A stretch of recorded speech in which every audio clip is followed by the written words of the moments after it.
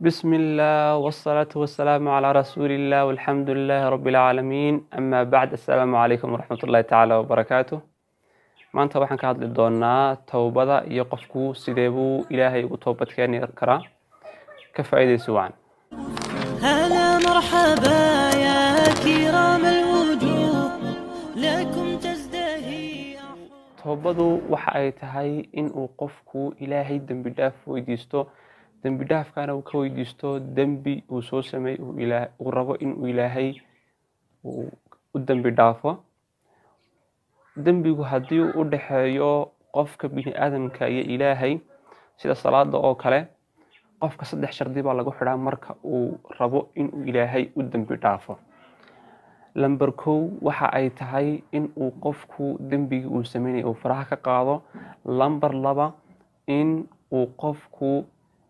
ka murugoodo kana qoomamay dambiga uu sameeyay lambar 3 inuu dambiga uu sameeyay uu faraha ka qaado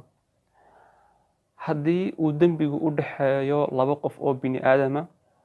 oo qof la dhacay ama wax laga qaatay waxa la shardiga afraad ee soo galay waxay noqonaysaa in qofka wixii laga qaatay loo cesho qofkana sidoo kale cafis la weydiisto ilaahay waxa uu leeyahay in allaha yuhibbu at-tawwabin wa yuhibbu al-mutatahhirin ilaahay waxa uu jecel yahay kuwa dambi dhaafka weydiisiga badan leh iyo kuwa dahaara qaadashada badan leh آيات كلا إلهي وحاو كليهي وتوبوا إلى الله جميعا أيها المؤمنون لعلكم تفلحون قبي أهانتين بإلهي أطوبت كينا وحاد مدنتهين إن أدليبان تاني رسولك صلى الله عليه وسلم إلهي وحاو ودن بداف ويديسن شري إن كبضان تطباتن جير رسولك صلى الله عليه وسلم يساقو صوريا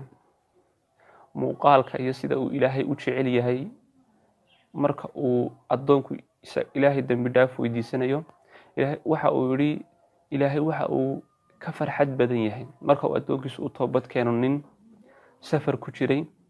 safarkii ay sahayda u saarnayd neefkii ay sahayda u saarnayd intuu geed hoos seexday markii uu soo toosay neefkii waayay uu soo doondoonay uu soo quustay uu soo noqday uu geedkii ku hoos noqday ka seexday markii dambe uu soo toosay uu arkay neefkii ay sahayda u saarnayd dul taagan inta uu farxad iska garan waayay yiri allahumma anta abdi wa ana rabbuk qofku saas ayuu marka uu farxo u khaldamaya laakiin ilaahay kaas ayuu ka farxad badan yahay markuu adoonkiisu u soo noqdo uu dambi dhaaf weydiisto ilaahay kaasuu ka farxad badan yahay haddaba waayahay sidee buu qofku u toobad keeni karaa rasuulku sallallahu alayhi wasallam waxa uu yiri qofku ما من رجل يحسن الوضوء ما jiro qof inta uu weysada wanaajiyo laba rakacadood uu tukado uu ilaahay dambi dhaaf weydiisto ilaa uu ilaahay u dhaafa dambiga uu galay isagoo laakiin qofkaasi ay daacad ka tahay waayo ilaahay waxa uu eegaa acmaashiina iyo qalbiyadiina laakiin jidhkiina ma eego qalbigaagu hadduu saafi yahay وإلهي دمbi dhaaf saxa ka rabo ilaahay uu ku dambi dhaafaya in allaha huwa al-ghafurur rahim waa ka dambi dhaaf badan leh